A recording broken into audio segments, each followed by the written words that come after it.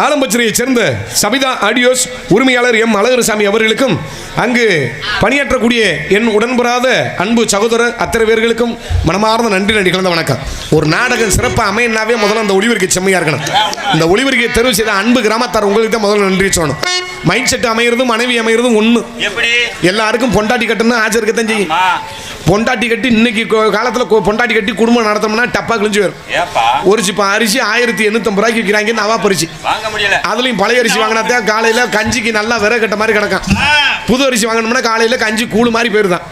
ஆமா, அதுக்கப்புறம் சுத்தமான நல்லெண்ணெய் 250, அப்புறம் ஜீரகம், சோம்பு, கடுகு, வெந்தயம், மிளகு, பச்சை மிளகா, பூண்டு, கீண்டு, மயிறு, மட்டை இதெல்லாம் வாங்கி கொடுத்து பொண்டாட்டி கட்டி நம்ம மயிரை புடுங்க. அந்த அக்கா சிரிக்குது. அது என்ன நினைச்சு சிரிக்குதுன்னு எனக்கு தெரியும். இப்படி வாங்கி கொடுக்க முடியாத வக்கத்தை பையன் உனக்கு என்ன மயத்துக்கு பொண்டாட்டி. எங்கள் சிறந்த முறையில் ஒளி அமைத்த சபிதா ஒளிபரப்பு நிலையத்தர் அவர்களுக்கு நன்றி கலந்த வணக்கம்.